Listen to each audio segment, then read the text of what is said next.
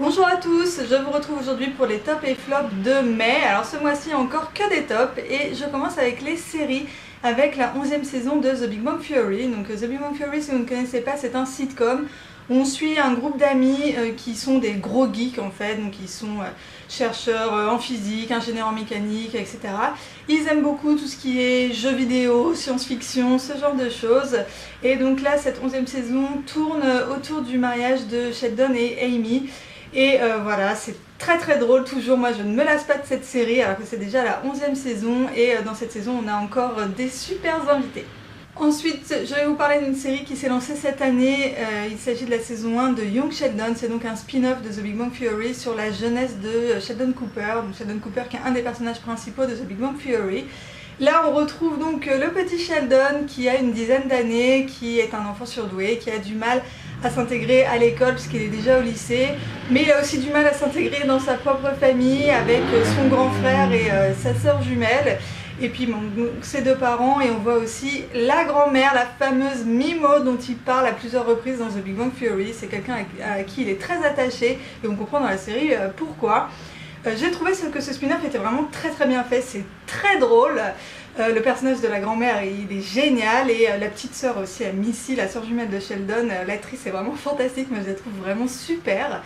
Et je trouve que le spin-off est très bien fait dans le sens où on imagine très bien cette jeunesse de Sheldon Cooper, ça colle vraiment au personnage adulte de Sheldon Cooper dans The Big Bang Theory.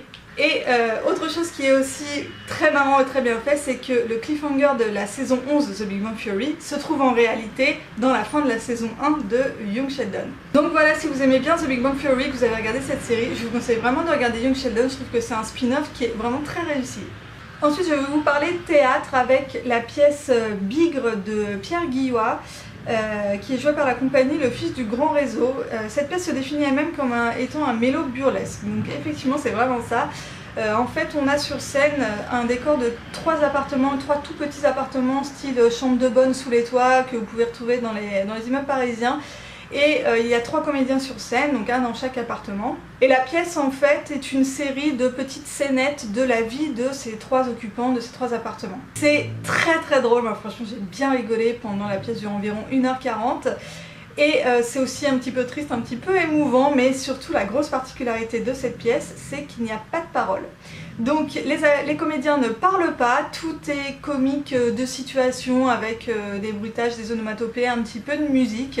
C'est très fort, franchement faire rigoler comme ça sans parole c'est très particulier. Alors j'ai pas vu toutes les pièces de théâtre du monde mais j'ai trouvé ça vraiment très original, j'avais jamais vu de pièce comme ça. La pièce a reçu un Molière en 2017 et c'est vraiment mérité, il y a un très gros travail d'écriture et de jeu d'acteurs qui est vraiment formidable. C'est de l'humour qui est un petit peu potache mais qui est très efficace et qui fonctionne très bien, mais en tout cas j'ai passé un super moment devant cette pièce. Je vais ensuite vous parler musique avec le nouvel album de Black Rebel Motorcycle Club qui s'appelle Wrong Creatures.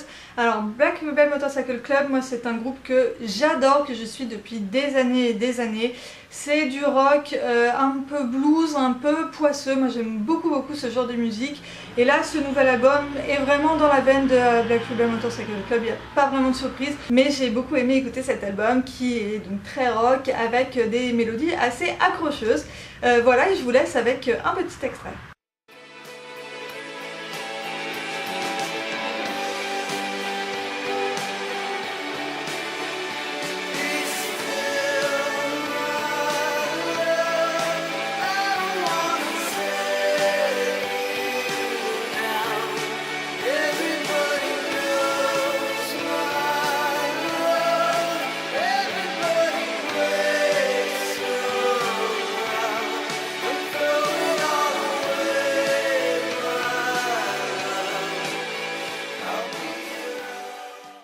Enfin pour terminer, je vais vous représenter, puisque vous l'avez déjà vu, mon petit sac moitié paille, moitié simili cuir beige taupe un peu, avec une bandoulière en chêne. Il vient de chez H&M, vous l'avez vu dans ma dernière vidéo Get Ready With Me où je me préparais pour aller à un mariage, puisque c'est le sac que j'avais pris pour aller avec ma tenue.